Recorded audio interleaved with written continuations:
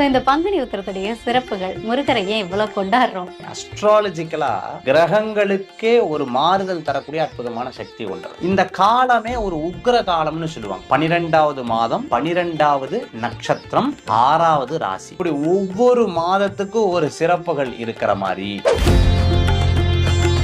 இந்த நாள்ல ஒரு அப்படியே உங்க உடம்புக்குள்ள ஒரு பெரிய மாற்றம் தெரியும். தொழிலுக்காக நீங்க பிரார்த்தனை பண்ணீங்கன்னா ஒரு சின்ன மாற்றம் தெரியும். குடும்பத்துக்காக பிரார்த்தனை பண்ணீங்கன்னா ஒரு மாற்றம் தெரியும். உங்களுடைய கல்யாணத்துக்காக பிரார்த்தனை பண்ணீங்கன்னா கண்டிப்பா மாற்றம் தெரியும். இந்த நாள் அன்னைக்கு மாலை வாங்கி முருகனுக்கு நீங்க சேவிச்சீங்கன்னா,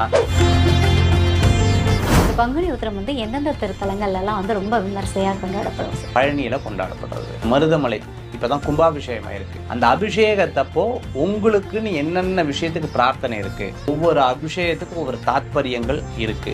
அதே சமயத்துல அந்த பூஜையில கலந்து கொள்ளுங்க. உட்கார்ந்து ஒரு க்ஷணம் அந்த